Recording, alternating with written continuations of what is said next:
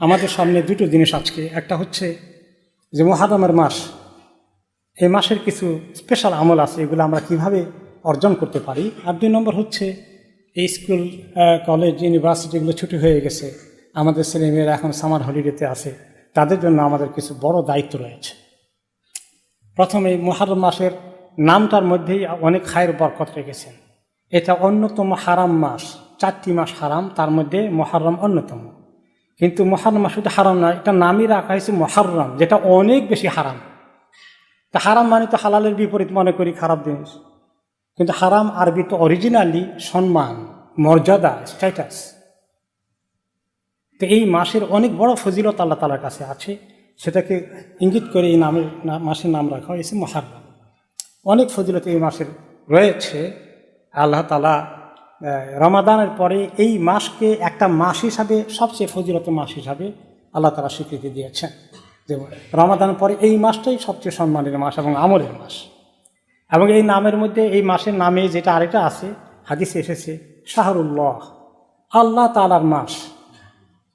তো মাস তো সবগুলোই আল্লাহ তাআলা আমাদেরকে দিয়েছেন, কোনোটা তো আমাদের নিজেদের না, এই 12 মাসই আল্লাহ তাআলা।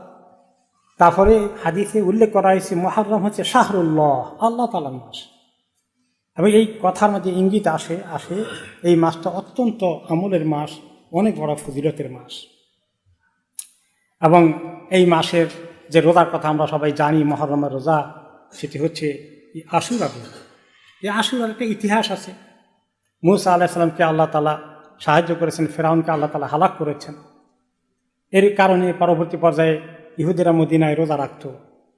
ওই দিন আসলেই, আশুরার দিন আসলেই তারা রোজা রাখে। তিনি হিজরত করে মদিনায় আসলেন। মক্কায় থাকা অবস্থায় ওনার নিজের জানা ছিল না, তখন তো ওনার উপর সব আসা শেষ হয়নি।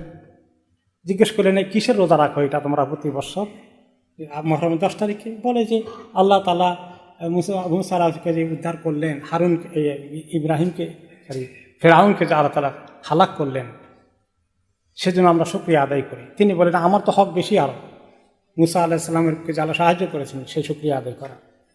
তখন তিনি রোজা রাখা শুরু করলেন, সাহাবীদেরকে রাখতে বললেন। তো সাহাবীরা বললেন, তো আমাদের কি লাভ হবে? ইহুদি নাসারা রাখে, তাদের কারণ আছে, আমাদের লাভ হবে কি?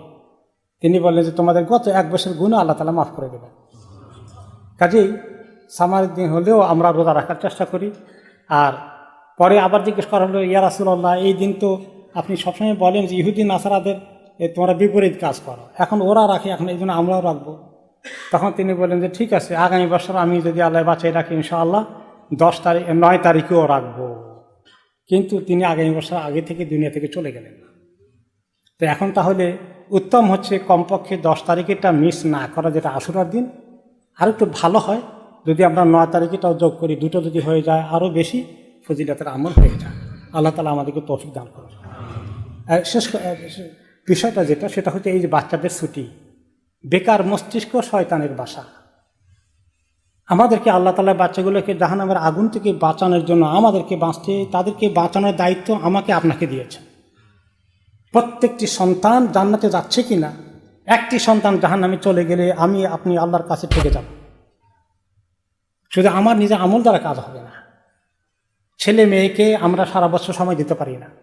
এখন সুযোগ এসেছে, তারা স্কুলে যাচ্ছে না, কলেজে যাচ্ছে না, আমরা একটু সময় বের করতে হবে। বাইরে বিভিন্ন সোশ্যাল অ্যাক্টিভিটিসতে, অনেক কিছুতে আমরা ব্যস্ত না থেকে তাদের সঙ্গে একসঙ্গে সময় কাটাই, খাওয়া দাওয়া করি, একসঙ্গে নামাজ পড়ি, ছেলেদেরকে মসজিদে নিয়ে যাই, একসঙ্গে কোরআন তেলাওয়াত করি, সকালে জিকিরগুলো পড়ি, সন্ধ্যাবেলা জিকিরগুলো পড়ি, একটু বেশি করে কোরআন শরীফ পড়ি, তারা আমাদেরকে দেখে দেখে শিখবে। এই আমলগুলো তাদেরকে শিখায়। কারণ আমরা যখন দুনিয়া থেকে চলে যাব, এত পেরেশানি আমাদের, দোকানদারি, ব্যবসা, চাকরি বাকরি, টাকা পয়সা, বাড়িঘর, এগুলোর জন্য তো সময়ই পায় না তাদেরকে সময় দিতে। তো এগুলো একটাও কবরে যাবে? এগুলো আমাদের জন্য দোয়া করবে যে বিশাল বাড়ি রেখে গেলে, অনেক টাকা ব্যাংকে রেখে গেলে? কোন জিনিস আমার জন্য দোয়া করবে? ওয়ালাদিন সালিহিন ইয়াদউ লাহু। তোমার সন্তান, নেক সন্তান রেখে গেলে তারা তোমার জন্য দোয়া করবে। এদের জন্য দোয়া করার জন্য, দোয়া পাওয়ার জন্য এদেরকে সেভাবে গড়ে তোলার দায়িত্ব আমার আপনার। এবং হাদিসে এসেছে, অল্প সময় কথা বলা যাবে না, কালকে তাফসীরে হয়তো আর একটু বেশি বলবো ইনশাআল্লাহ, যে কিভাবে আল্লাহ তাআলা আপনাকে আমাকে সুযোগ দিয়েছেন। হাদিসে এসেছে, তোমরা চাইলে তোমাদের ছেলে মেয়েদেরকে আল্লাহ তাআলা সাহায্য করবেন, তাদেরকে তোমরা দিনদার বানাতে পারবা। আমরা যদি সেই চেষ্টা না করি, কত মানুষ সাফার করতেছে, মসজিদে বসা যায় না, টেলিফোন থেকে মানুষ সাক্ষাৎ করা থেকে ছেলে মেয়ে আপনার পিতা মাতার কথা শুনছে না, তাদেরকে ফেলে দিচ্ছে, তাদের প্রতি কোনো গুরুত্ব নাই। তাদের এই যখন তারা এই টিনেজে চলে আসলো, তাদের ফুর্তি আনন্দ, বন্ধুবান্ধব নিয়ে মোবাইল ফোন নিয়ে তারা যে অন্য জগতে আছে। ছোটোকালে এত আদর করেছি, বড় হওয়ার পরে এখন দেখি যে আস্তে আস্তে তারা সব কোনো কথাই শোনানো যাচ্ছে না, এক এক মা বাবা ফোন করে কাঁদতে কাঁদতে। তো আমাদের ত্রুটি কোথায় ছিল? আমরা সময় দেইনি। তাদের কাজটা, মানুষ করা কাজটা 1 নম্বর কাজ, চাকরি ব্যবসা সব 2 নম্বর। এইটা আমাদের মাথায় মুখস্থ করতে হবে, মাথায় ঢুকাতে হবে। আল্লাহ তাআলা